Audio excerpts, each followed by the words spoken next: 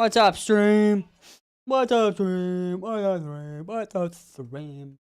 What's up?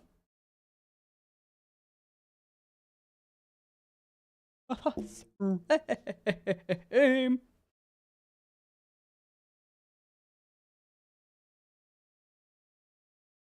Hi.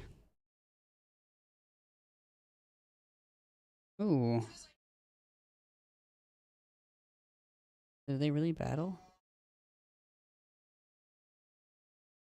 Won that battle.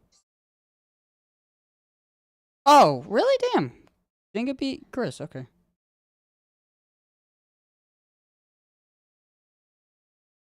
Hi. We got Writer. We got that Cat Slayer. We got WeTube. That was the shift. Work was okay. I definitely learned stuff.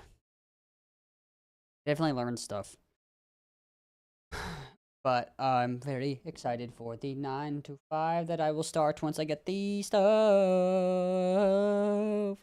Alright, so if you came here to watch the game, only the game. What's up, Colin? Colin, my man, Colin.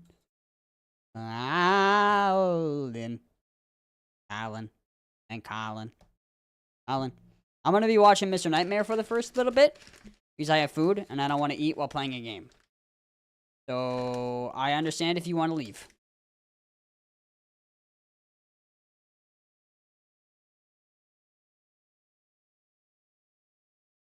Tyler Bugman fan, what is up? That emoji you texted me reminds me of when you used to have hair. I have hair. I just don't like having hair as much. The mohawk fits me amazing. Hi, Suzanne. Staying awake. I'm awake. Okay, Mr. What is Mr. Nightmare? Mr. Nightmare is a horror story. I know. I got Wendy's to try it out again.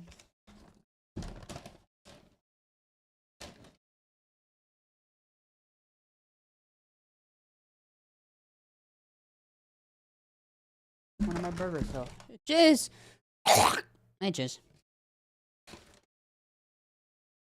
You're always late to what? School? I don't have anything to put my ketchup on.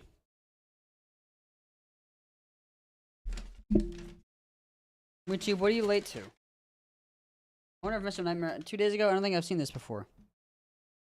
Jizz, what you doing watching his most recent stuff, huh? Are you late to school? Jaden, you should only be saving these videos for when we stream. Idiot. It's a school night, but my mom dropped something off to a Home Depot an hour out from my house. We had to drive to go out to get it. Hell yeah. Try to get out of the house because I don't want to get out of bed. That's the worst fucking excuse I've heard.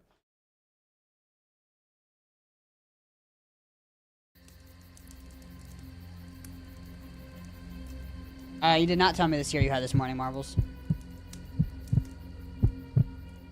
This experience happened to me in 2020. The world was shutting down because of COVID and everyone was cool. The only days that I don't want to get out of bed is when I don't have anything to do. I get out of bed when I have work. Because I give myself a reason to want.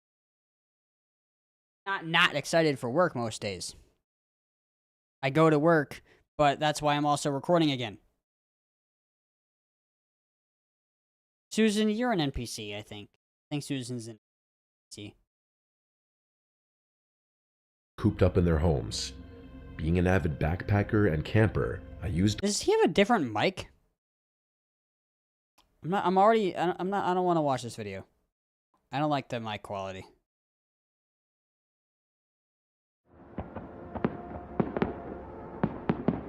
Prepared paid off. There you go. Yeah, he definitely changed his mic. I didn't like that. New Year's horror stories. I wonder what these are about. This happened on New Year's Eve back in 2017. I'm from Ohio, just outside of Cleveland, and I was flying home after finishing up a semester at the University of Rochester. I had to stay at school a week after the semester ended for personal reasons. so I unfortunately spent Hi, Christmas Lily. relatively alone. What's The up, flight RJ? itself was fine, but I'd already been in a sour mood before I even boarded the plane. I'm a big Browns fan, and as I was at the airport, Browns fan? the Browns Bro's a lost fan of their slavery. final game of the Hype. regular season to go 0-16, completely winless. And as a lifelong fan, it was a special fuck kind happened, of Lily? misery. I think we were the first team to go winless since like the 80s or something. To top it off, my flight was delayed, which ruined my family's plans for the night. Originally, we were all supposed to drive to my cousin's house together for a New Year's Eve party and stay the night, but because of the delay, my parents decided to leave early, taking the main car. I was stuck driving the spare car alone. My mom tried to make it up to me by leaving Vera, our golden retriever, behind to keep me company. I wasn't thrilled about making the trip solo, but Vera was always good company. I figured I'd make the most of it. By the time my Uber dropped me off from the airport, it was creeping on 10 o'clock. I didn't even bother unpacking. I just jammed all my stuff in the car, got Vera, locked up the house, and got on the road. The drive itself wasn't anything special, just miles of Ohio backroads. I don't get how the word cocksucker offends somebody. Also, what did you do to get a fucking school punishment? Winding through empty fields and patches of forest. There wasn't much snow on the grounds, just a light dusting, which was nice since I hated driving in the snow. Did I get It was I got a pitch small black ass dark burger. though. The only light came from my headlights and the occasional farmhouse with its porch light glowing That's faintly your in the fault. distance. About halfway into the trip, Vera started whining. At first, I thought she just wanted attention, but then she stood up, pacing in the passenger seat. That's when I realized she needed to go to the bathroom. I groaned, knowing there wasn't much else I could do but pull over. The next clearing I came across was small, barely enough space for the car, but it would have to do. I remembered noting to myself how dark it really was out there. If not for the patches of white snow here and there, I probably wouldn't have been able to see into the woods at all. I jammed my hands in my pockets and tried my best not to freeze to death. Vera didn't seem to care about the cold or the darkness. Classic golden retriever. I let her out, not even bothering to leash her. This is She small. sniffed around the What are you edge of the fucking- trees, bagels a lot taking bigger. her sweet time. She didn't wander far, just enough to do her business. And that's when I heard it. All of a sudden, a loud crashing sound echoed from somewhere in the woods. That sounds like your own fault. Sounds like your fault, we do. It wasn't just a branch breaking. It was heavier and deliberate, like someone or something was moving through the trees. I literally jumped from how loud it was. Imagine a grown man sprinting through the forest. That's genuinely what it sounded like. I scanned the darkness, squinting to make out anything, but it was too dark to see beyond the first few trees. Before I could react, Vera bolted directly into the woods. It was some worst nightmare type stuff, I'm telling you. She disappeared into the trees, and I lost sight of her in mere seconds. I yelled her name over and over, but she didn't come back. At that point, my heart was racing, and it started getting hard to breathe. The cold didn't help matters. I couldn't leave her out there, that wasn't an option. Without thinking, I ran into the woods blindly, yelling for her to come back. I didn't want to think about what she was chasing after, so I just ran, letting the adrenaline take over. The only light to aid me was my dim phone flashlight and the thin layer of snow on the ground. It was so dark I was practically running into the trees. I kept running, praying I'd find her before she caught up to whatever was in there. I ran until my lungs gave out from the cold, forcing me to take a break. After nearly falling over from exhaustion, I leaned up against a tree and felt myself about to break down. I honestly didn't know what to do. And then finally, I saw her. She was crouched low and shivering, walking slowly toward me. Her tail was tucked tightly between her legs. I had never seen her like that before. I dropped to my knees and embraced her. Relief flooded through me. She pressed against me and I could feel her body trembling. Something had terrified her. That's when I snapped back to reality and realized how serious the situation was. We were still in the middle of the woods, and there was still something out there. I sprung up from my position and told Vera to follow me. This time she obeyed and stuck by my side like her life depended on it. We started back to the car, but I had no idea if I was going the right way. As if things weren't bad enough, I damn near jumped out of my skin when I heard crashing from behind me. I didn't think, I just started running. Vera darted ahead of me and I followed her, praying I didn't trip. The crashing sound didn't stop this time. It seemed like it was following us. I can't even tell you how scared I was in that moment. I genuinely felt like I was going to die. By some miracle, Vera led me straight back to the car, and I practically threw her inside before slamming the door shut. As I was jumping in the driver's seat, I glanced back towards the woods, and my stomach dropped. There were 3 figures standing at the edge of the woods, watching us. I jammed the keys in the ignition and floored it out of there. I didn't stop, I didn't even slow down. I was still in shock. It wasn't until I'd driven a few miles that I noticed Vera was bleeding. I started panicking as I realized there was a cut just below her shoulder blade. Someone had stabbed her. I slammed on the brakes and ran around the car to the trunk. My mom always kept a first aid kit in every car, and for once, her insistence on being overly prepared paid off. I cleaned Vera's cut as best I could and wrapped it in gauze. She whimpered, and I worried that I was hurting her, but I knew I was doing the right thing. For the first time since the whole sequence had started, I felt myself begin to relax. It was over. I tried not to think about it for the rest of the drive, but I was just so shell-shocked that something like that had happened to me. I ended up not telling my parents or relatives. I don't know why. It just felt like one of those things you keep to yourself.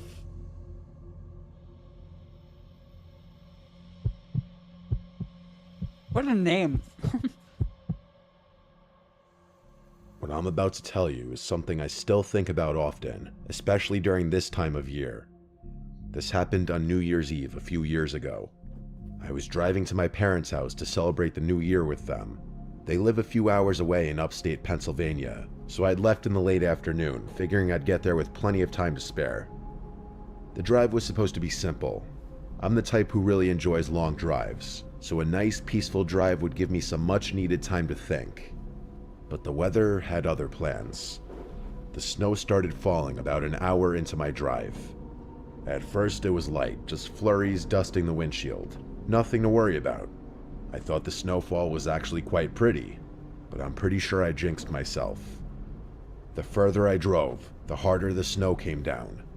It just kept falling and falling until I was literally in the middle of an honest-to-God blizzard. The highway turned slick and visibility dropped to almost nothing. My car, a little sedan, isn't exactly great in snow, so when the tires started slipping on even the smallest hills, I knew I had to pull over. There was no point in risking my life. It was my own fault for not planning out the drive better. I found a spot on the shoulder, far enough off the road to avoid passing cars. Not that there were many. I texted my parents about my situation, and they seemed worried sick.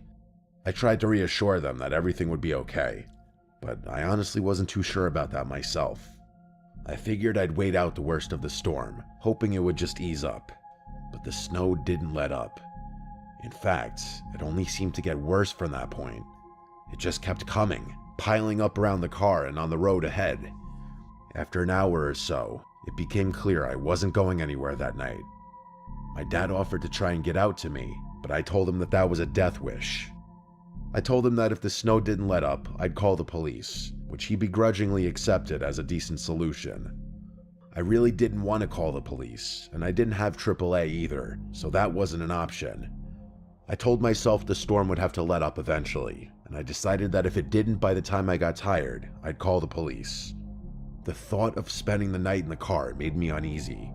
I didn't want to run out of gas trying to keep warm, and I was worried about killing the battery if I kept the lights or heat on too long. I sat there, turning the engine on and off every so often, trying to conserve what I could. The wind howled outside. I was starting to feel the weight of the isolation when I looked at my rear view and saw headlights cutting through the storm from behind me. I got confused. I got very confused. I gave one of my, no. So I gave a coworker, my number at work, and I was very confused. They texted me now, he texted me saying, "Did you know a stegosaurus only walked about 5 miles per hour?" I was so confused, and then I forgot, and I was like, "Oh yeah." I gave him my number to this guy.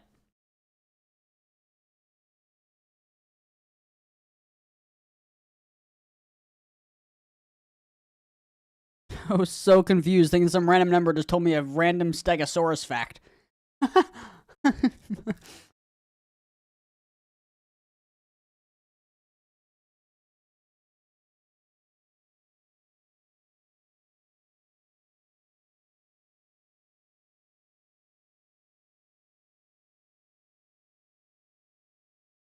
I don't want a love life. I want fucking. I don't want advice from a fucking 15-year-old. I literally wanted to jump for joy. A snowplow pulled up beside me. I was saved. I rolled down the window as the driver leaned out of his. He was an older guy, maybe in his late 50s. He looked nice. He was wearing a thick jacket and had a black knit hat that was pulled down over his ears. I remember thinking his face was really wrinkly, if that makes sense. It looked weathered, like he had spent decades in harsh conditions. I expected him to say something, but he just stared at me for what seemed like an unusual amount of time. Eventually, he spoke, asking me if I was okay. He had a really gruff voice, definitely a smoker, and it was honestly kind of off-putting. I told him that I didn't think my car could handle the conditions, trying to be friendly but also keep my voice steady. He nodded, saying that I wouldn't get far in a storm like this, especially with the car I had. He paused for a few moments, as if he were considering what to say.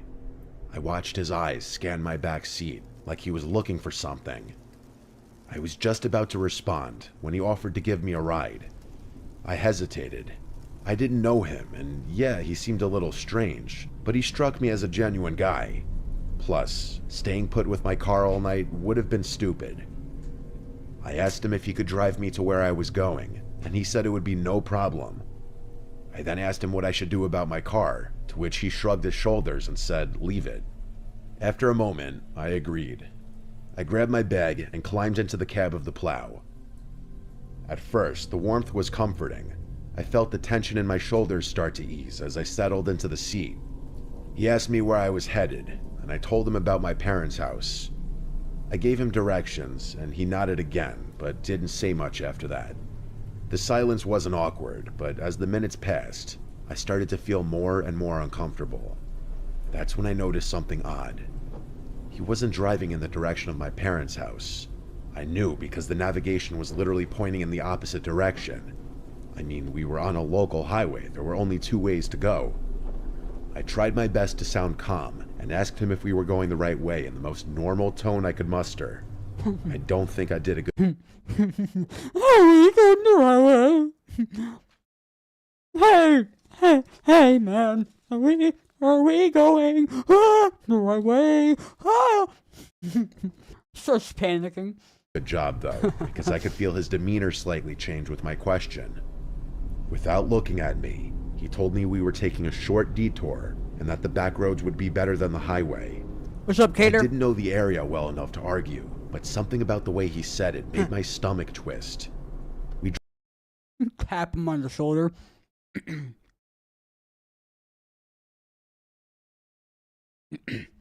Hey, man, it's nice to see you. Just letting you know, I think we're going the wrong way, so you mind turning around, you fucking dumbass? That's what I would say. Man, my Kermit impression has gotten better. drove a little longer, and he did in fact get off the highway and start driving along some back road. At least the GPS said we were heading in the right direction. So I thought I was just being paranoid. Have a good night, Cater. Something in my gut was still telling me he was off, though. So I started looking around the cab more closely. There were red flags everywhere. Empty liquor bottles rolled on the floor near his feet. There were torn up maps stuffed into the side pockets, and I caught a glimpse of a knife wedged between the seats. I felt my heart start pounding. You know that feeling where your heart just starts beating like crazy and you're worried other people can hear it? That's what was happening to me. By that time, I was also positive we weren't going the right way. The GPS kept recalibrating because he missed turn after turn, not even looking at it. I was panicking. As we continued driving, I spotted a house in the distance. It was the only one I'd seen for miles. I had to act. It felt like a lifeline. I waited until we got closer, took a deep breath, grabbed the door handle, and then kicked the door open as hard as I could. The cold air hit me like a slap, but I didn't stop. I slammed into the ground and felt my leg flare up with pain. I didn't care though. I got to my feet and started running toward the house. The man shouted something at me, and I glanced back to see him fumbling for something in the glove box, probably going for a gun for all I knew. I didn't look back again. I sprinted through the snow, trying not to slip until I reached the house. I pounded on the door, screaming for help. A man and woman opened it, and they basically pulled me inside. I collapsed onto the floor, trying to catch my breath. I told them what had just happened, and they didn't ask questions. They just called the police. By the time the cops arrived, the snowplow was gone. They said they'd keep an eye out and search the area, but in that storm, finding him was unlikely. They offered to give me a ride to my parents' house, and even helped me call someone to tow my car. I was beyond grateful. My dad was furious once he found out, and I haven't driven in the snow since. I always think about what might have happened had I not jumped out of the car when I did.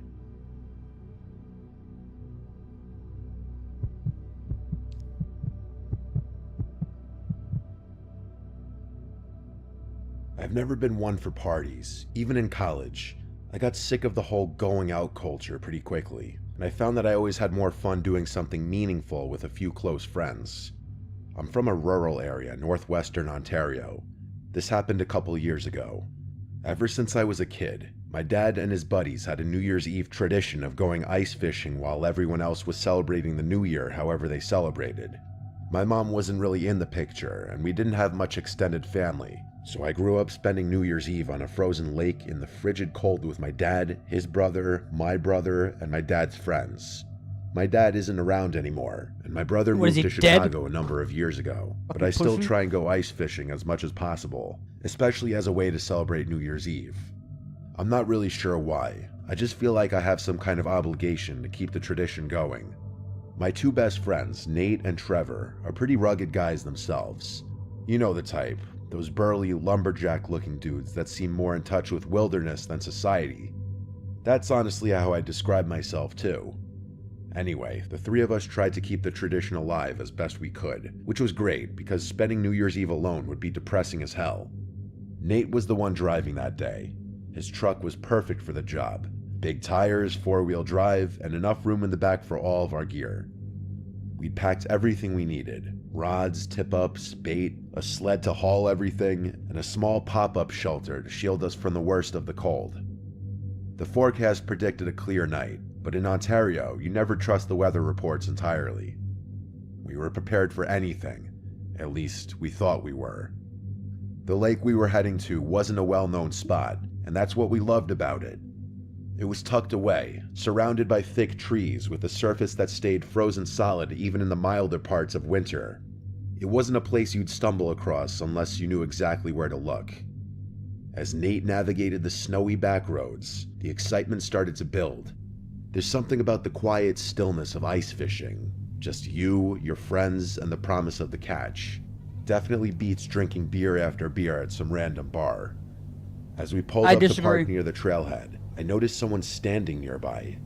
He was a few yards away, bundled up in heavy winter gear, but something about him didn't feel right. He wasn't moving, just standing there, staring at our truck. At first, I thought maybe he was just a fellow angler sizing us up, but then I saw him glance down at his phone, then back at us, then back at his phone again. For some reason, it didn't feel casual. I don't really know how to explain it. It just felt off.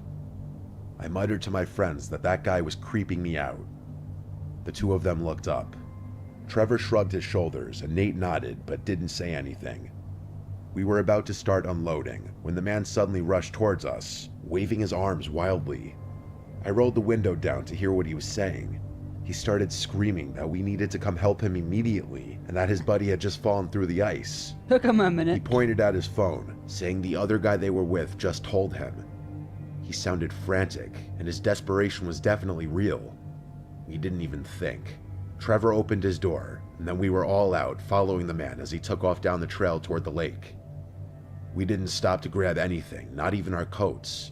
The urgency in his voice was enough to override any second thoughts. The man was practically sprinting, and we had to jog to keep up. As we got closer to the lake, I started to notice something that didn't sit right. He wasn't leading us to the usual fishing spots. Instead, we were heading toward a more remote part of the shoreline, away from where the ice was thickest.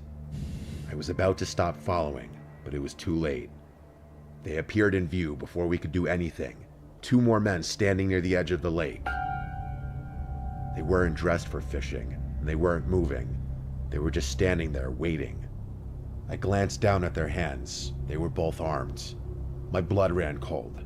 One of them yelled at us to stop right there as we approached. He raised his gun and pointed it directly at me. I honestly can't describe the feeling that you get when someone points a gun at you. I hope no one ever has to experience what I felt that day. My heart dropped as the man we'd been following turned to face us, a smirk creeping across his face. We'd been set up. The second guy demanded Nate's keys, along with everything we had on our persons. We didn't really have a choice. These guys didn't seem like they were messing around. Nate reached into his pocket and tossed the truck keys to the man, and the 3 of us emptied our pockets. I tried to hang on to my phone, but one of the men told me phones too. Nate said his was in the car, which they laughed about. I've never been more furious in my life. How could we have been so foolish? I clenched my fists, wishing those guys weren't armed. I would have taken all of them on. Within moments, they grabbed everything and walked us back up the path at gunpoint before one of the men sped off in Nate's car. The other 2 backed away into the woods, presumably to their own vehicle. I debated following them, but I figured that wouldn't be much help. We stood there for a moment, shivering, before Nate pulled out his phone. I knew he had lied about it being in the car. I honestly don't know what we would have done had he not thought quickly on his feet. Somehow, we still had service. He called the police, explaining everything as calmly as he could. The dispatcher told us to stay put, and we huddled together for warmth as we waited for help to arrive. I was still so unbelievably angry. Nate was the worst. Where's Johnny though. Ho? He kept kicking nearby trees and cursing at the top of his lungs. There was nothing Trevor or I could do to calm him down. The whole thing had happened so fast. I was honestly still processing it all. Why the hell would there be people out in the middle of nowhere on New Year's Eve of all days? It didn't make any sense. I'll skip all the boring details. The cops took an official report and were gracious enough to drive us all back to Trevor's house, which was the closest. As you might expect, Nate's car was never located, and those people were never caught. The 3 of us still can't believe what had happened. Trevor thinks we just stumbled into the wrong people at the wrong time, that they weren't planning on robbing us, but we just so happened to be the perfect targets. I think that's possible, but it still feels so unlikely. Who just springs a trap on some random people in the spur of the moment? But it also wouldn't make sense for them to be waiting for us at such a secluded spot. They had no guarantee anyone would show up. I really have no idea what to make of this whole incident. What's Chilling Scares been up to?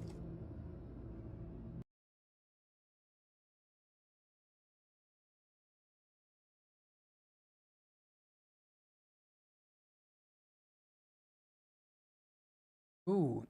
6 most disturbing rare mental disorders. Dissociative fugue. Dissociative fugue is a rare condition where a person forgets everything about themselves and their identity. However, what separates a fugue state from something like amnesia is that the person suffering from this condition is not confused or scared by the sudden memory loss. Instead, they're fully aware of their surroundings and often travel to some faraway location almost as if they're searching for something. In some cases, the patient can even start a whole new, fully functioning life under a brand new name, which is probably the scariest symptom of this disorder. It's almost like the person you recognize as your own self takes a back seat while someone else controls your body.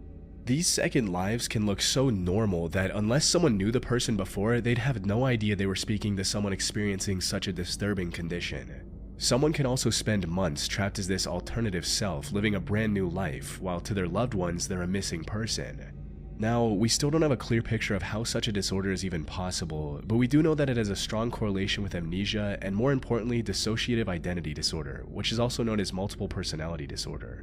As for what causes such an extreme disorder in the first place, the reasons can range from severe mental and physical trauma to the use of psychotropic substances and, in some cases, even as a side effect of dementia. Fortunately, there hasn't been a single case of dissociative fugue becoming a permanent part of someone's life. All patients eventually come to their senses, only to find themselves in an unfamiliar location with no recollection of how they got there. However, while some regain their memories shortly after emerging from their fugue state, others remain unable to recall anything about themselves, which is what happened with Jeffrey Allen Ingram. On the 10th of September 2006, Jeff woke up on a sidewalk in Denver, Colorado. Now, of course, waking up on the sidewalk would be distressing enough on its own, but Jeff had to face an even harsher reality. He had no memory of who he was and how he got there. It was early in the morning. I'm not sure at what time. It looked like the sun was just starting to come up, so there was some light there. I was half picking myself off of the ground, and I had no idea where I was. I didn't recognize no buildings, no streets. No, nothing. He frantically searched his pockets, hoping to find an ID or any other document that had his name. Unfortunately, all he found was $8 in cash. After failing to remember a single detail about his past, Jeff turned to the people in the vicinity to ask for help. Sadly, they were less helpful than he had hoped. To them, Jeff looked like a crazy person on drugs. And it was extremely, extremely terrifying.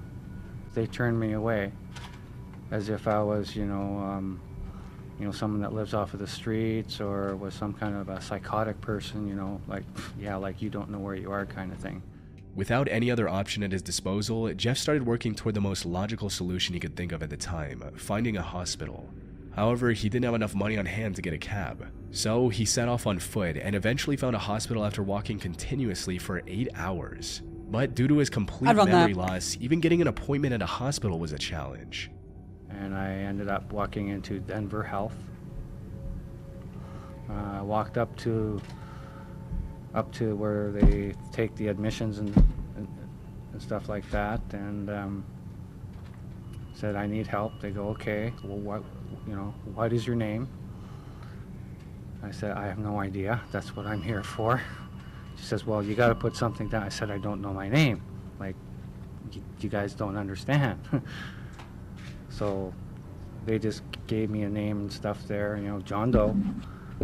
Still drilled me, what's your name? I said, I don't know. And I'm in tears at this time. I'm shaking really, really bad. I can barely stand up. While in the hospital, the doctors tried everything they could, from medication to therapy, to help him recover his memory. But even after 6 weeks of treatment, Jeff had zero clue about his identity. The only option he had left was to make his face as famous as possible so maybe someone from his previous life could identify him. So on October 22nd, he went onto national TV to ask for help. I don't know. It's hard to explain. I just try to look for information in my head, and it's not there. It's just blank. Yeah. What's the hardest part about that, then? About not knowing? It's very stressful, yes. Can you do me a favor? Can you take off your hat so we can see what you look like without the baseball cap? Because people may remember you that way. And do you know if you always wore glasses, or you just have no idea? I have no idea. Why don't you take those off as well so we can see what it looks like without the glasses? Luckily, his fiancée, Penny Hansen, recognized him and immediately contacted the police. She also gave them pictures of the two together to prove that she was telling the truth. Jeffrey Ingram hugged his fiancée today, who just 24 hours ago he couldn't even identify. He didn't even know himself. As it turned out, Jeff was a 40-year-old machinist from Olympia, Washington. On September 6th, he went out to visit his friend in Canada who was dying of cancer, and that's when he went into his fugue state for the next 4 days. The stress of knowing that a dear friend could pass away at any moment due to terminal illness was likely what triggered the disorder. However, it's important to note that this wasn't the first time something like this happened to Jeff. He had experienced the same issue twice before, with him going missing for 9 whole months back in 1995. Though he did regain his memory quickly after waking up from that fugue state. Unfortunately, the same did not happen in 2006. As romantic as it would have been, he didn't regain his memory after seeing his fiancée after nearly 2 months. And it took years for him to readjust into his old life. In order to prevent such confusion in the future, Ingram ordered GPS shoes and had his identity information tattooed on him. He also started wearing a zip disc of medical information around his neck. The most unsettling part of the incident, however, was that he remembered having 2 children who died in a car accident. And what came out of that? Any clues? A few clues that I might have worked in New York or in the New York area. That I did have a family. That you did have a family. A wife and 2 kids, and they were all killed in a car crash somewhere by a drunk driver. Maybe in the New York area, we're not sure. But according to Penny, Jeff never had any children before. As to why he remembered something so traumatizing even though it wasn't true, we'll never know for sure.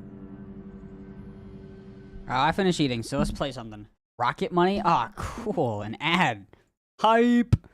Hype. Hype. Avav. Do y'all know about Avav? I don't know. Av?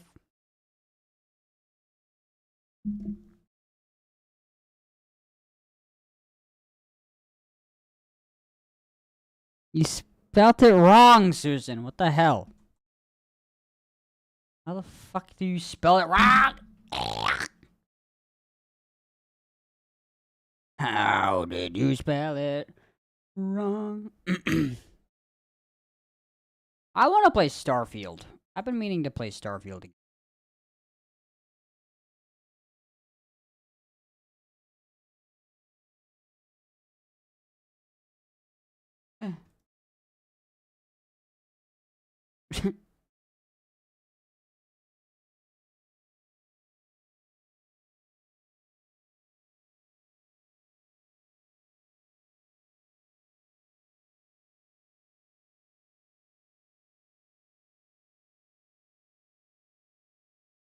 There we go.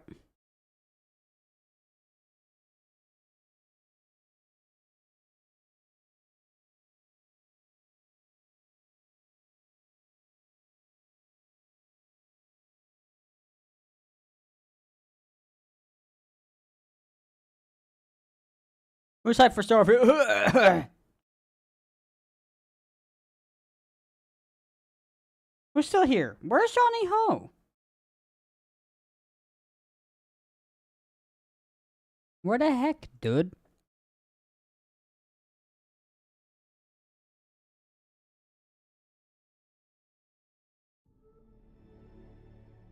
We got Starfield. I played this for only 48 hours. But why did you cancel him? Why? Why did you cancel him, you bitch? I'm so hyped. How cold is it out right now? 18, feeling like 11. Hype. Oh, we're on a moon right now, I think. What am I doing on a moon? This game is just awesome, because, you know, you can just do planet exploration. Let's go somewhere else. I don't think I want to be on a moon. Dog, no moon. Dog, no want to be on a moon. Dog, want to be here. I don't think I've been here. It's the Heisenberg.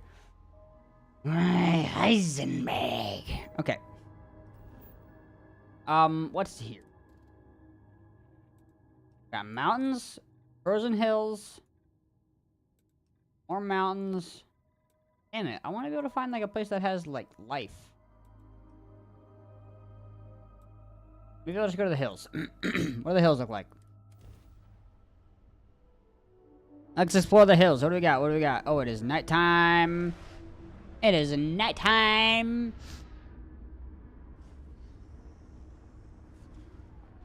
Jaden, calm down, okay? Jesus Christ, stop yelling. Okay, well, we gotta sleep. We gotta sleep in game. We gotta sleep in game. Should we do quests? We should probably do quests. That might be a good idea. Yeah. Yeah. Yeah. Thing is, I don't know how to get quests after I get them. Retrieve bear's belongings.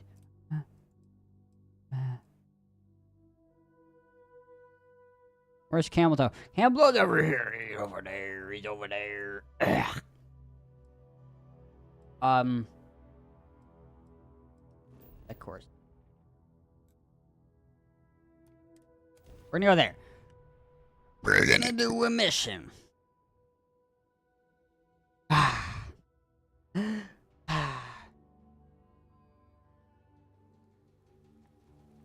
Hype. You guys want to know something awesome? I will have uploaded 3 days in a row. I have tomorrow's video ready and... Well, it's not ready. I have it recorded. Okay, this is the guy that I need to talk to. Remember when we had internal bleeding? That was fun. That was jolly fun. Jay, is Jay still there? I want to tell you something that was funny. Actually, I want to make... It's internal, not eternal. Friend, I gotta confess, I'm not much in the mood for Jizz! conversation. Jizz! I shouldn't let that woman get up. I want to show you and Susan something. Well, I can't seem to help it. You all seem pretty overwhelmed. I thought she made some good points. Well, then you got about as much as sense as she does. Look, this ain't New Atlantis. It ain't all flowers and chirping birds out there. These walls around us, they're here for a damn good reason. I missed I've Jizz trained already. The guards here for years, again, for a damn good reason. We get it wrong, we not watching all the time, then the ash to kill innocent people. That's the simple reality of the situation. So when someone I can see Steve Harvey, but because of the mustache. Other than that, that's just racist, Susan. Jizz! Jizz! Exit. I want to show you guys something. I want to show you Jizz. Stay. Stay. Stay. Stay, Jizz. I want to show you something funny that happened last stream. No one was here last stream. Literally only Johnny Ho. I got Nick very mad. Nick was trying to lock in and chill and play Fast Food Simulator. And I just decided to be a dick. Video.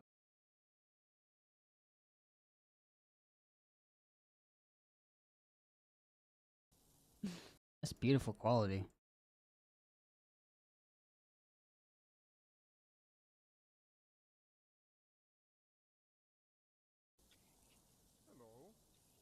I want to actually progress in the game, not just sit here and keep fucking up.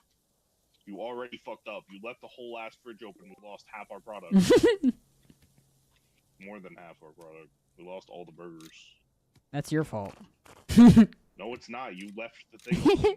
You can already tell he's kind of done with me. Like, this is how you know that I'm ready, and I'm just ready to fuck him over. You need to learn how to not die in this game, bro. I know how to not die. Nick looks like a neckbeard. He does. I am a neckbeard. Legit. No, I don't. Wait, no. I don't have a neckbeard. Beard on my chin, bro. So Nick has a double burger. He's got a double hamburger for his order. This chick said, "Aw, yay." I just flipped his burger. Now he's waiting for it to be done. Look on your left. Right now. Hey, he just what's up, walked man? in. Nice to see you. He doesn't realize I took the burger off. I took the burger off without him realizing. Yo, wait a minute. I was gonna say something, but I was like, nah, maybe not. This chick said, "Aw, yay." And then Nick, wait, look on your left. Right now. Hey, what's up, man? Nice to see you.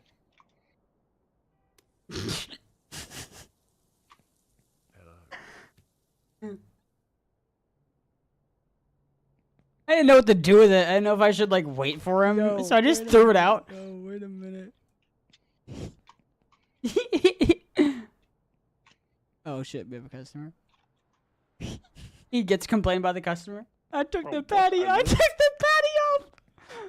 I took the fucking patty off. I thought you noticed, but you didn't. Ego dog has been disconnected. Bro left. Oh, by the way, you guys want to know what the name of my place is? It's White Power Palace. That's the name of our restaurant. It was originally Fent Palace.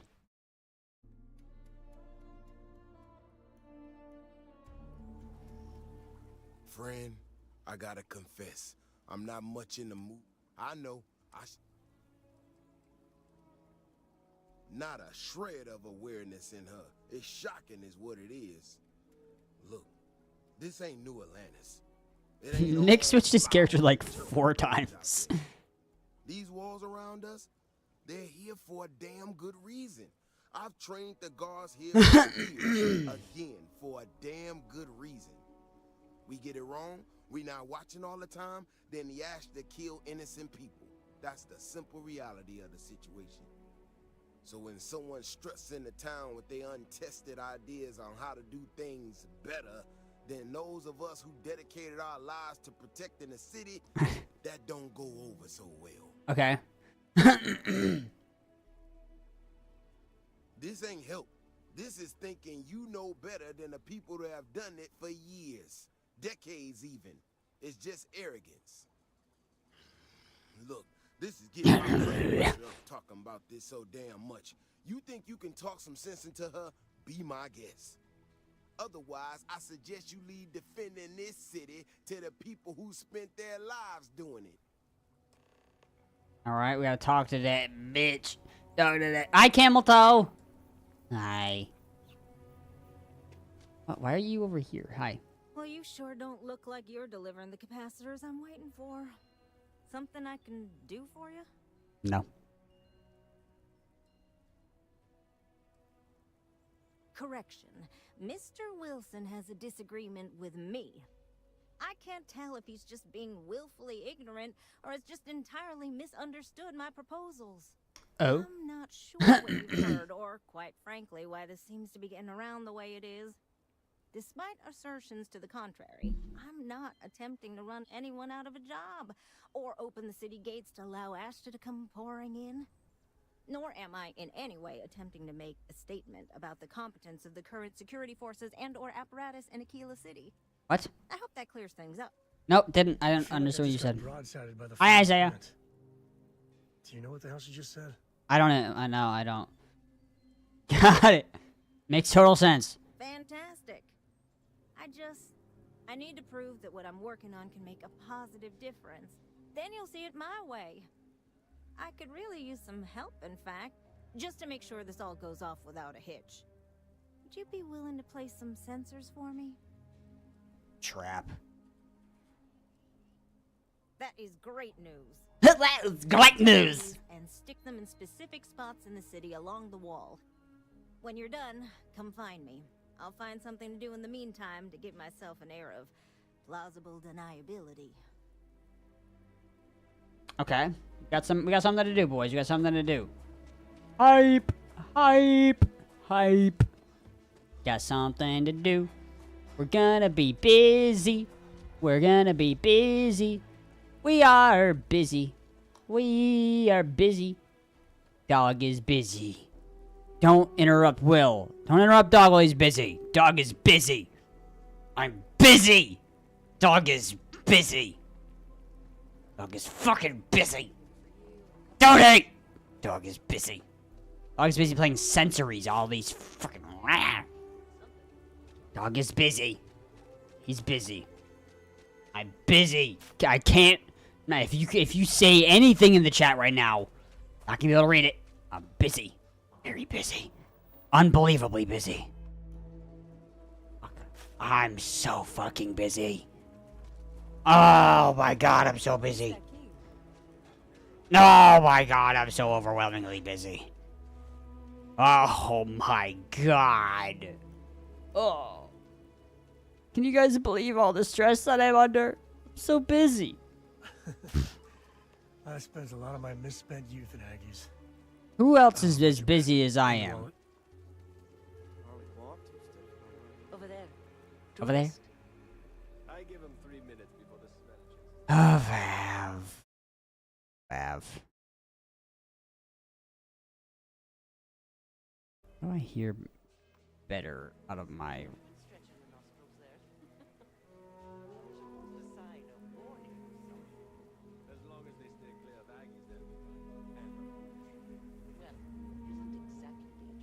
One moment. Audio is fucking...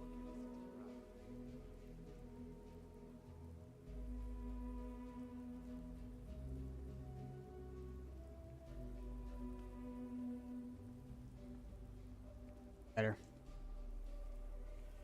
Oh, my internet. God damn it.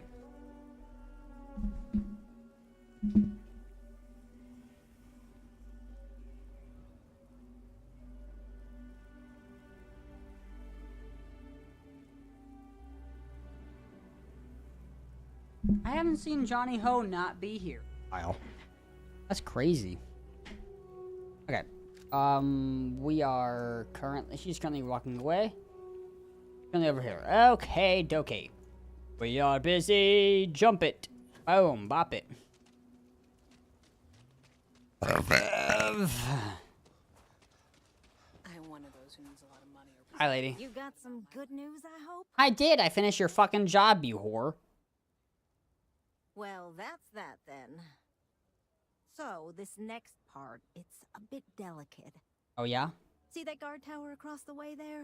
I need to get in there and make a few small modifications to the terminal inside.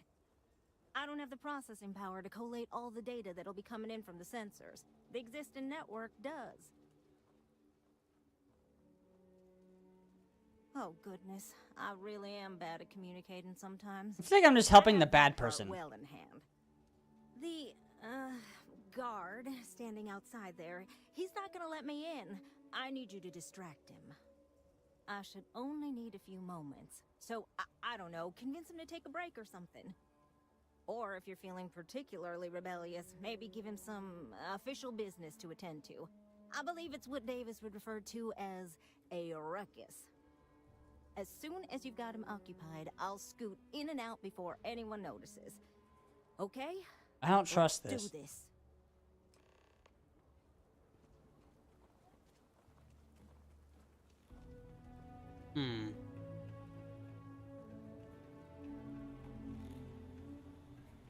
How's it going, sir? Nice to see you. You liking that laser gun?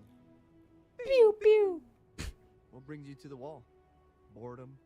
Because if that's what you're looking for, you've hit the jackpot. I want to have a romantic date. Is everything all right? Okay, I'm going. Get out!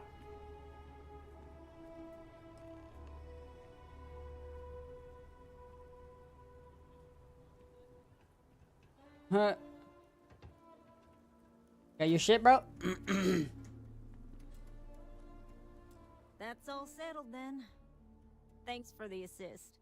Hope you're none too worse for wear. If you need more laws broken, I'm game. This is bending the rules, not breaking laws. And it'll all work out in the end. You sure? We'll see. Once enough data has been collected, I'll have the proof I need to convince them, especially Davis, that my technology is useful. If you're curious, come back tomorrow. I might even have preliminary findings. 8,000 credits. Will's a dictator? I sure am, Mr. Barbells. Let's go do a quest while we wait for this bitch to be done.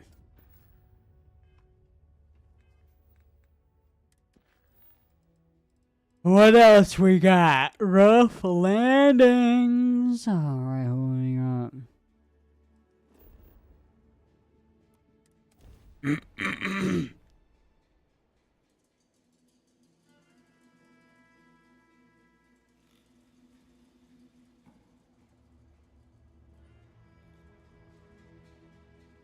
Okay, we gotta go over here now. Around our way. Ooh, it's daytime.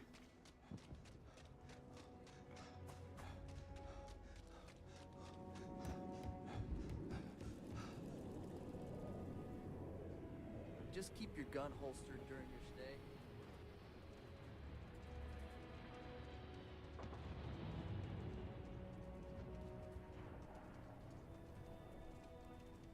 Okay, okay, okay.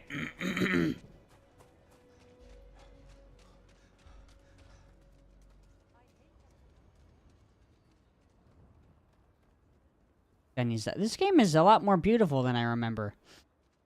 If you want to purchase anything, just let me know. Or if you have any rare finds.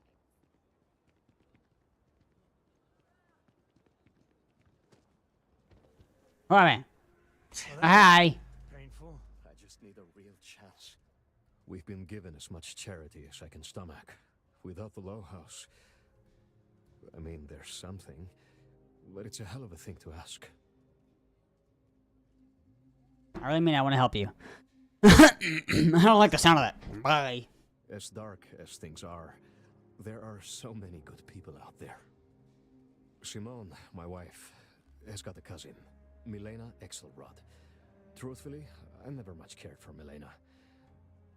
But she runs freight, and I know her routes sometimes take her this way. Milena is family. Might be she'd do something for her kin. I'm looking for a job, and I'll do anything. Well, anything legal. Milena's United Colonies, like us, and I know she's got problems of her own with Aquila City.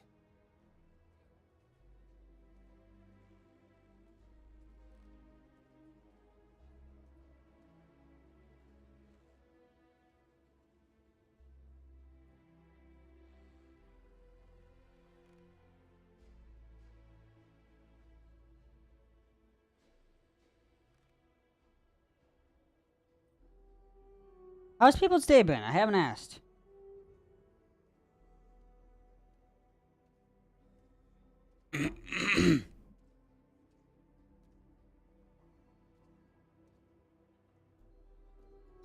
You are an answer to our prayers.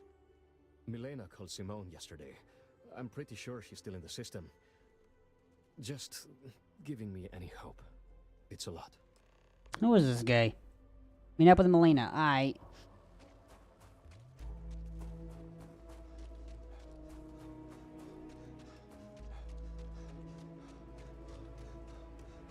enjoy game. Don't mind the smell.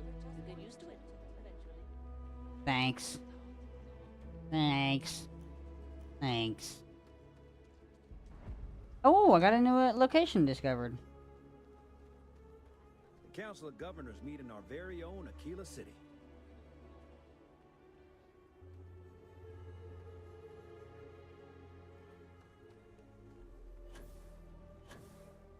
God damn it. Terraforming is a more important advancement than space travel. There is definitely an argument for both. Frankly, what's the point of graph jumping to new planets if we can't even breathe the air?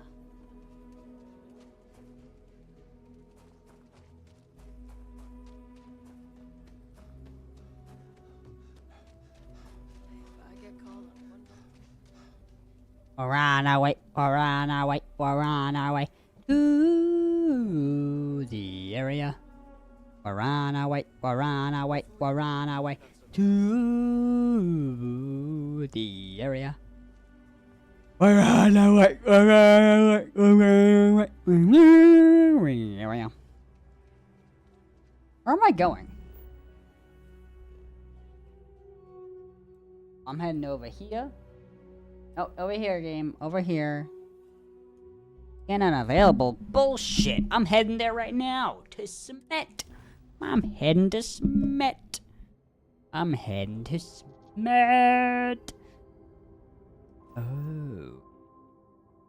Weird. What? Where is this bitch? Hi. Does it go over here? Boom. Is she like in the air over here? Oh, okay, she is. Stop it!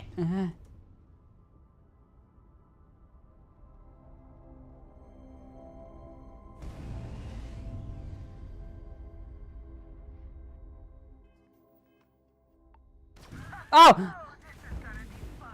No, no! Oh. I didn't mean to shoot you.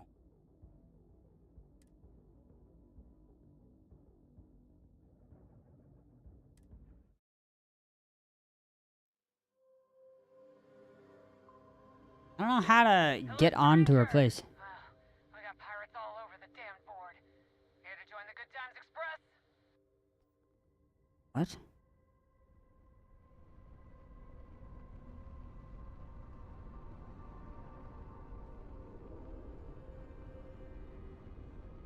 How do I communicate? There's gotta be like controls. I don't want to always have to be. Oh. That doesn't help. Bindings?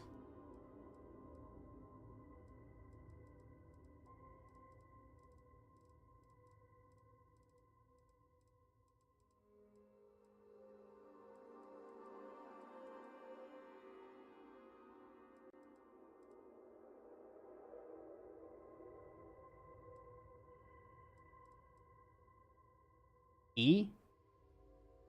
Could it be E? Hail. Hello, stranger. We got pirates all over the damn board. Here to join the Good Times Express? Why can't I? Hello, stranger. We got pirates all over the damn board. Here to join the Good Times Express? What?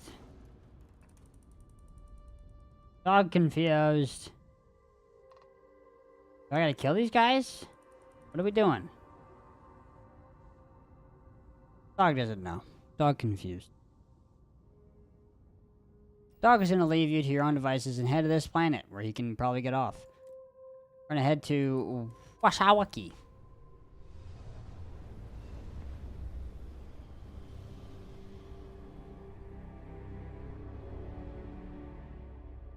Ooh. Aw, Barbells had to poo and pee. We're gonna land. Oh, volcanic. Interesting. Got sandy desert, rocky desert. I got something other than fucking terrain. Boring. What's this? Frozen dunes. Oh, I want to see what the sandy desert looks like.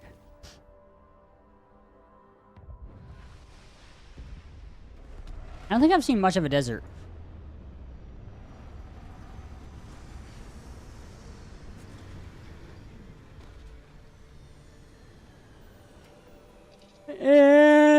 Interesting.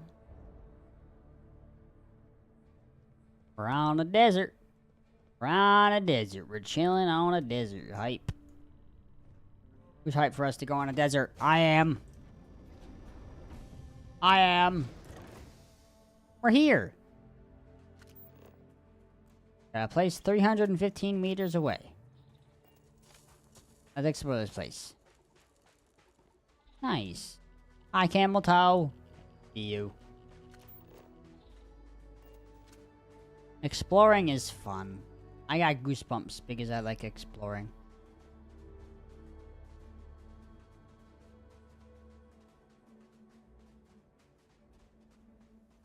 Around, I wait. Why? How the fuck did Johnny Ho not make it?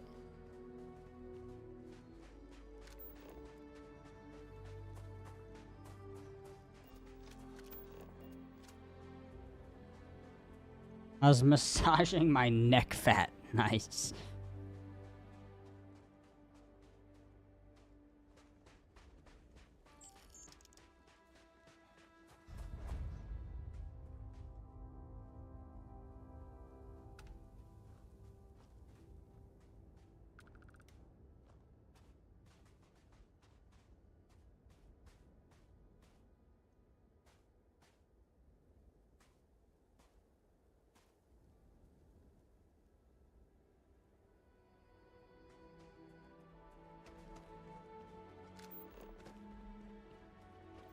Is this the place?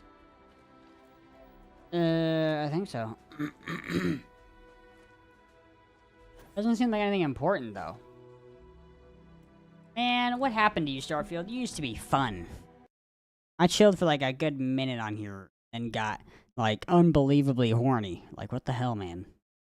Don't get me horny. Ever.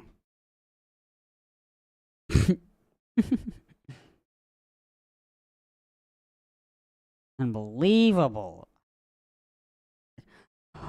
Oh, I have.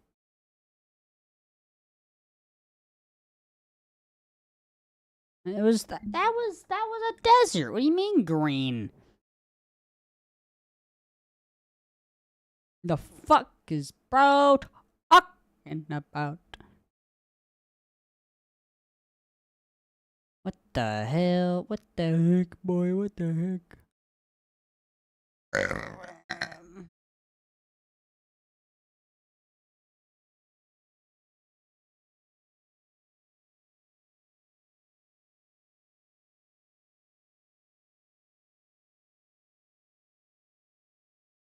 I figure out what I want to play now for the next few minutes. Hmm. Hmm.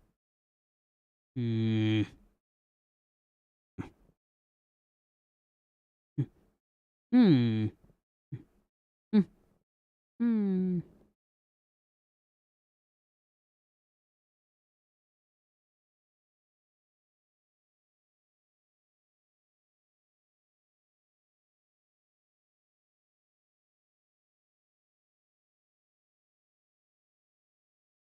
Let's say World War III. I got you.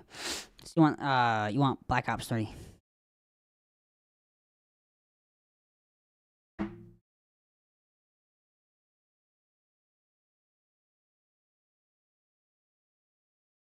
don't know. Is there anything I want to play right now?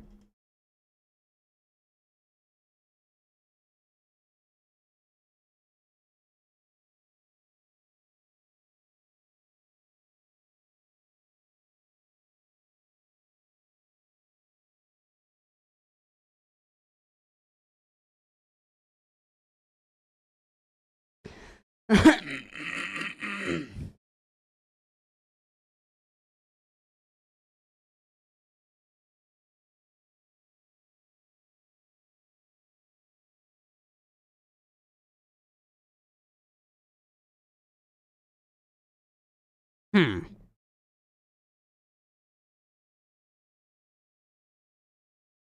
Let's hop on Elder Scrolls Online for a few. Let's look around in there.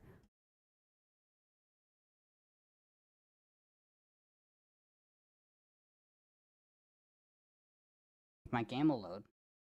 Damn.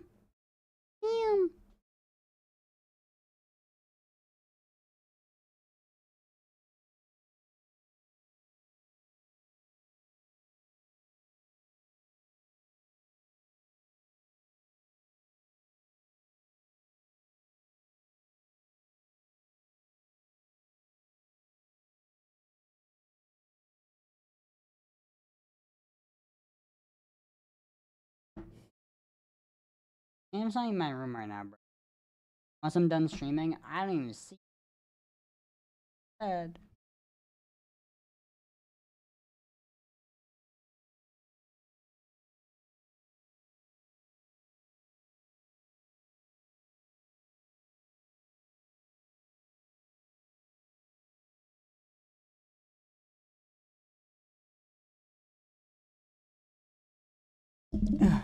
These pants are tight. My balls are getting weird in them.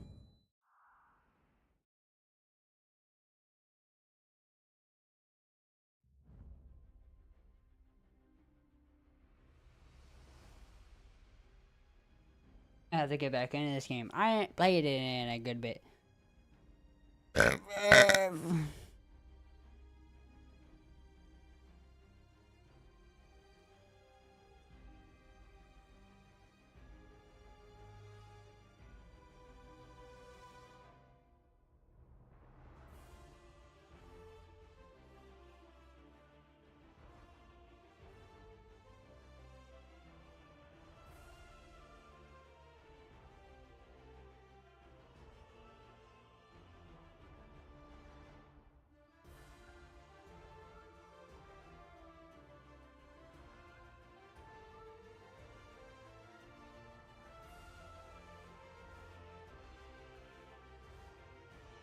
What's taking game so long?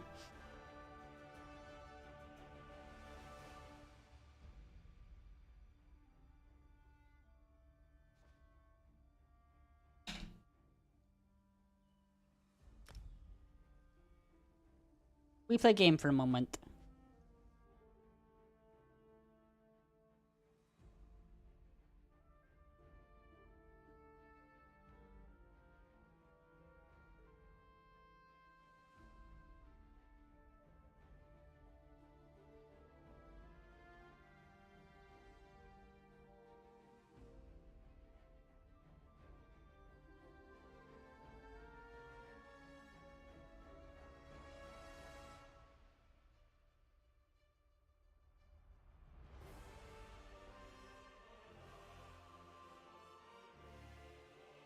We got a big game. I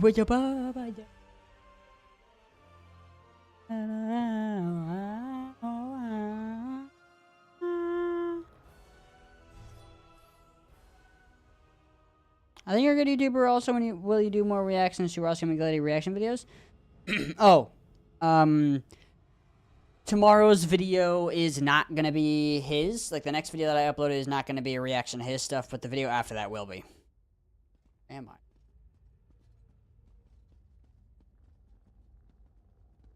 My brother photoshopped me? Oh.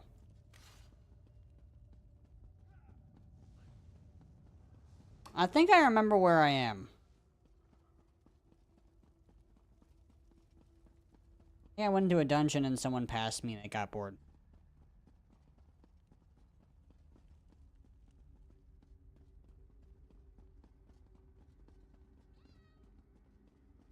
Fight some. Here's a ship.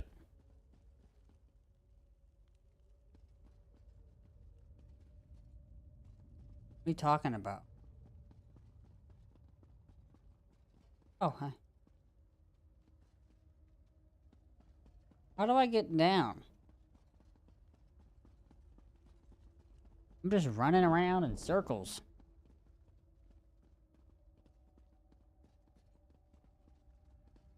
Dog's kinda confused. Oh wait, here's some downstairs.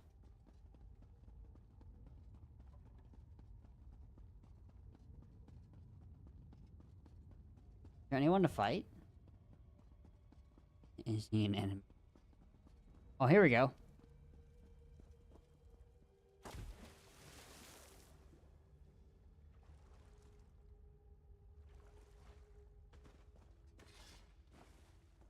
Got a fight to start.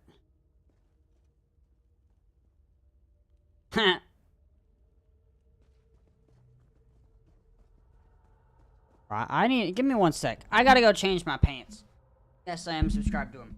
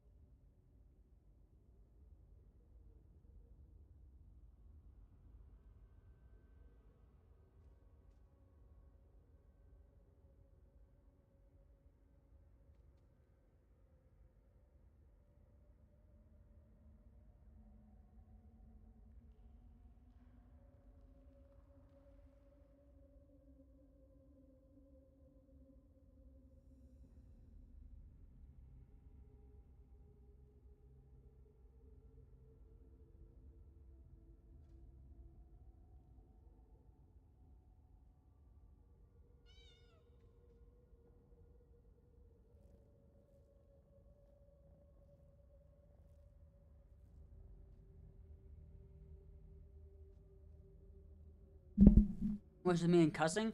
That's just how I speak.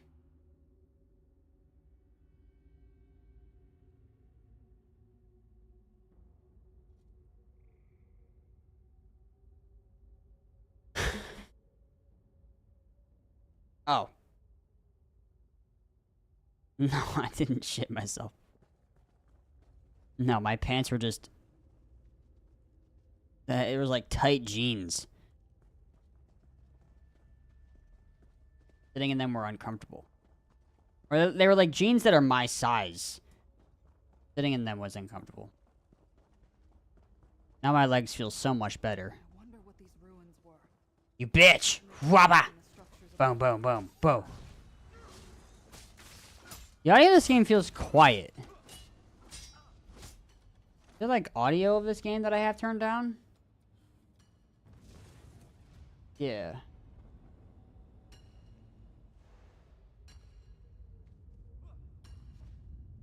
Better. Ah, bam! Oh, bam, oh, bam. Fuck you, bitch. Nice dodge, girl. Boom! Ah! Oh, you trying to block my shit, huh? I don't know what the hell is happening. 16 gold. Are you still trying to fight me? Oh shit, you're still trying to fight her. Hey, get over here. Got him.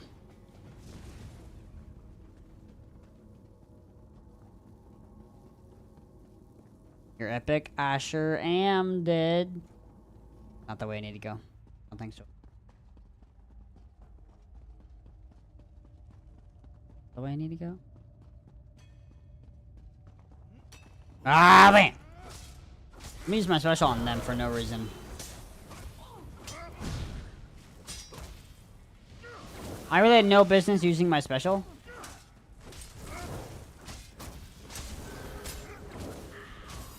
I live in the US. Heavy armor increase type. Fuck you.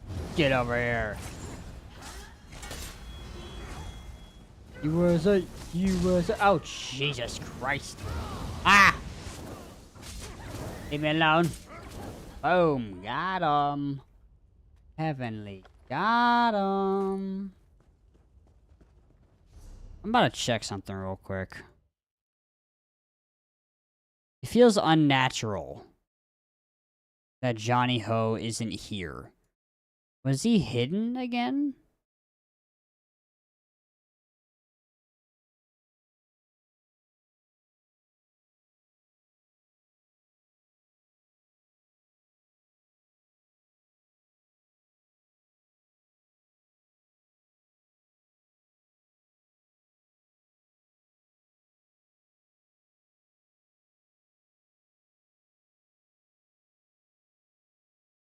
No, he's not. He's just not here today. Weird.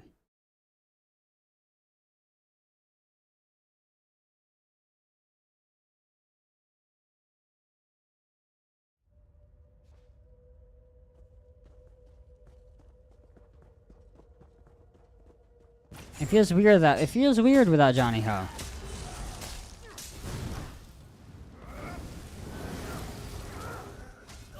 Oh, I got the fighter killed. I got the fighter killed up. Hell yeah. If I get that up enough, I'll be able to get Dawnbreaker.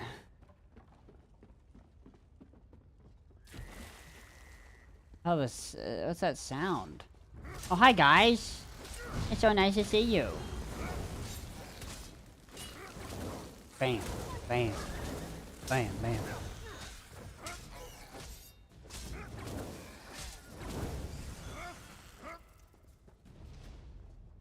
What is the date bro just gave me? The hell? Watch this shit. Boom, right towards him. And then damage right off the bat. And then 3. Boom. It's called a shock.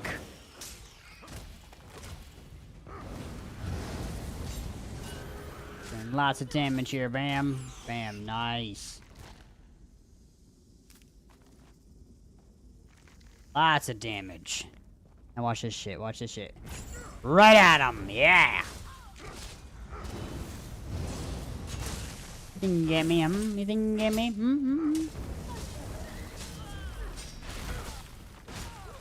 Isn't it the year the Titanic sunk?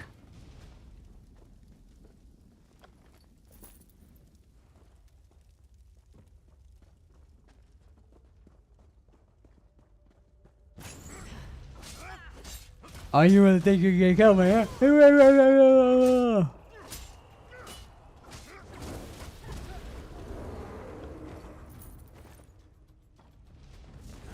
Boom. Come on, get him, get him, get him. That's what my skin. Oh, dang, that's pretty cool. Oh. Her skills are awesome. I do not know what that is.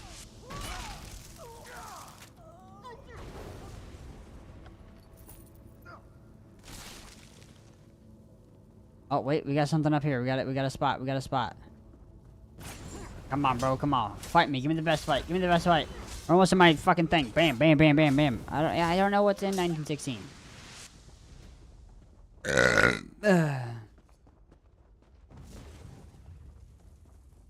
Ooh, okay. Somewhere. The portal. Destroy the anchors, comrade. Holy shit! Big guy. Big guy. Oh my god!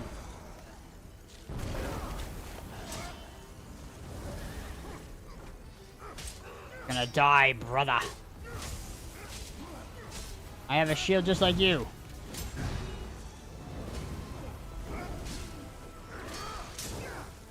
You think you can beat me, huh? You ain't beating shit.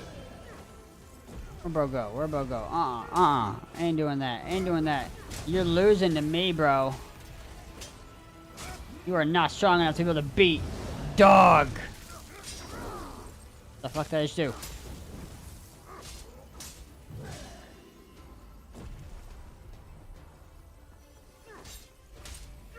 Wabam! Oh my god! Beat me twice as good. Boom!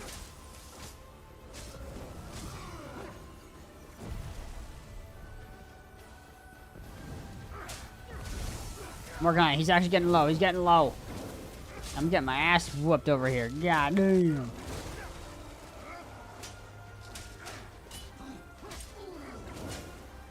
Okay, we're actually getting hurt.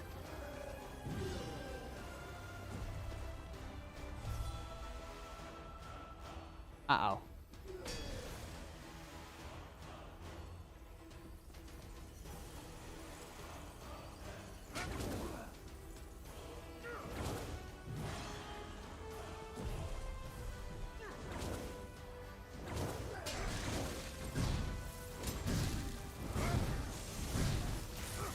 Now I remember what I have.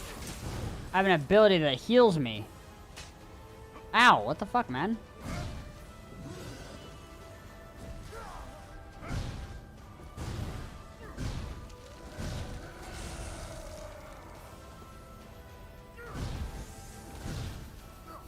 We're good or not health. We go straight for the magicka to heal up. Unless a magic heals up would be good.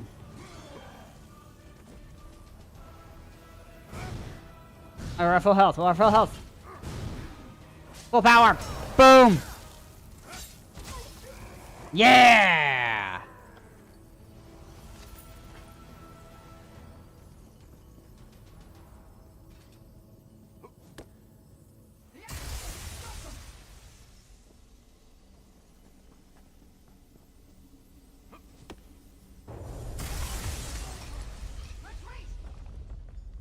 Skip the ruins. Run, run, run, run, run, run.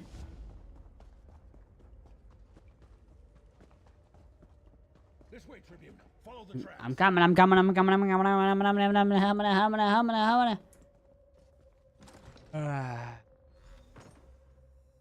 I don't know where I am.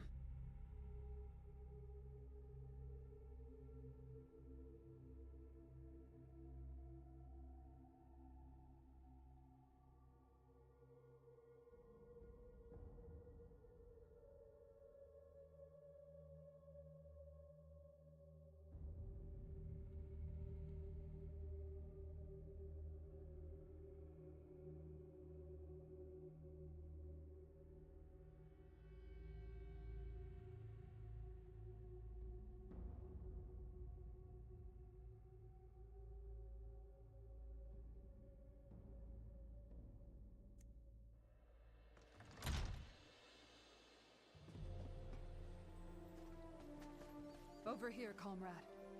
Let's talk.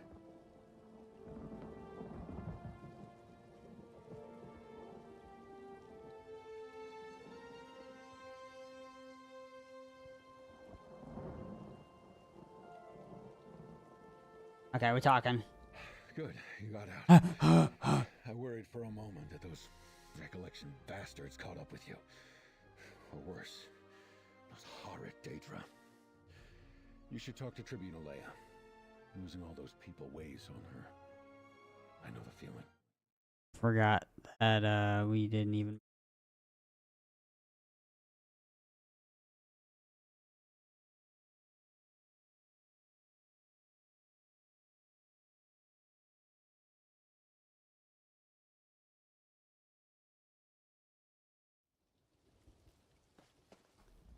What about you, my lady? My cohort almost completely destroyed. The Rustwall staff almost all dead. Even Shard Marshal Vargas managed to slip from our grasp. While we closed the portal and saved Skingrad, it feels like we failed, comrade. Yo, what's up, Snack? How's it going? The threads Remember of Big fate? Legs Bacon? That sounds ominous. But after what we saw down there, I'll keep an open mind. I live We in learned that Connecticut. The Recollection cult is working with Daedra and taking orders from Shard Marshal Vargas. They got damn close to invading Skingrad. The thread is over. With the portal closed, Hey, we completed a quest. Let's fucking go. Forces aren't enough to threaten Skingrad. But I'll get the Legion to send more soldiers, just in case. Here, the pay I promised. Consider your temporary commissions. Chains of Devastation increased to rank IV. I plan to continue to look into the Recollection and Shard Marshal Vargas. Who? Doing to what now? What the fuck do you want me to do? I'll send for more legionaries to clear them out. Light armor is increased. As many as we can spare. With the portal closed and Shard Marshal Vargas on the run, they shouldn't pose too much of a problem.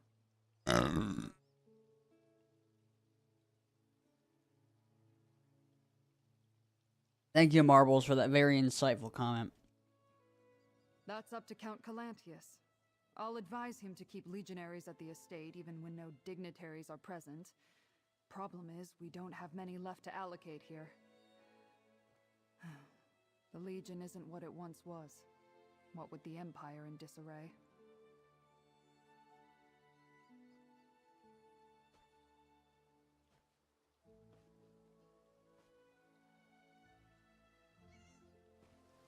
Oh yeah. Marbles is beautiful. I'm happy. We got a quest done.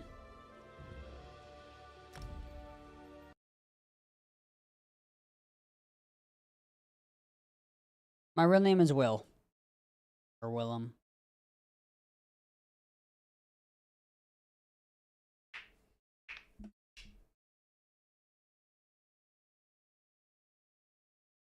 Aw, barbells, you are. I agree.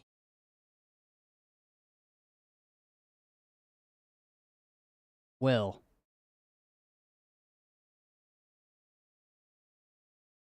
Jesuit? Nice. My man Barbel's got a nice nickname. I want to show y'all a game that I found that I want to play. Why is Steam not letting me? There we go. Am I happy? I'm doing pretty good.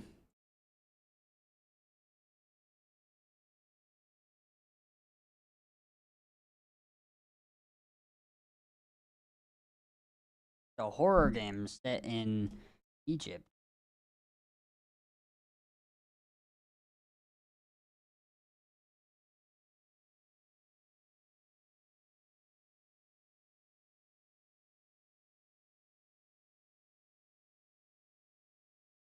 Photographer enters the Great Pyramids to photograph Aurora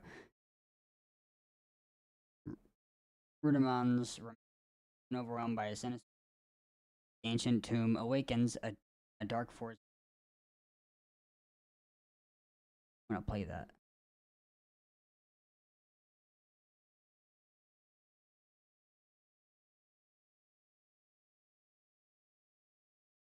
Favorite movie? Well, Logan. I find funny. Nick hates that. Nick does not like that movie at all. He's like, that you got killed by a branch. Like, what the heck?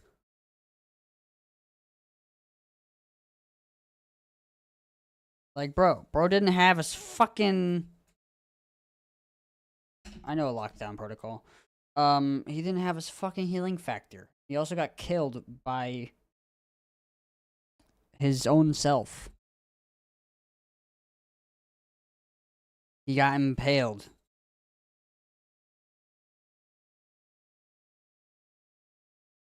A pretty believable death.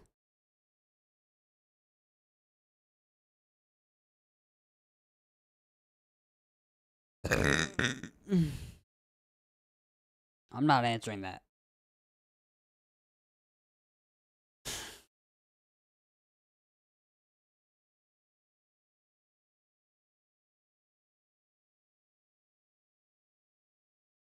Yes, excuse me.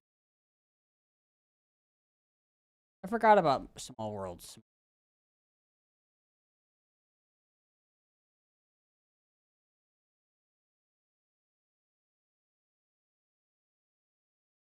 A Vav.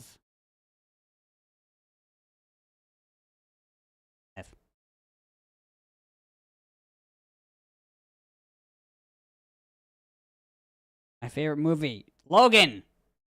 I've said it 3 times now. I've really played Bellright more than I played Mortal Kombat.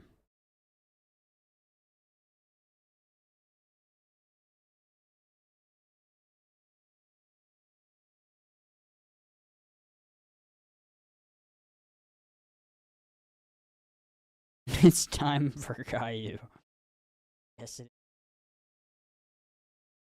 is time.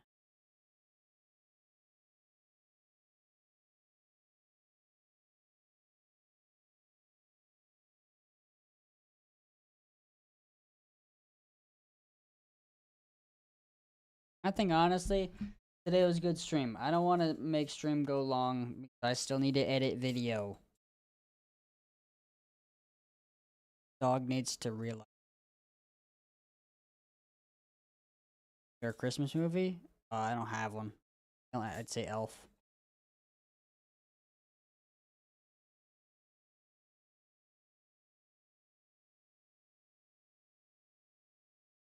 That's like the only one I can remember that I like. I never really cared for Home Alone. But anyways, a jolly bye-bye to stream. And I shall see all later. Bye-bye.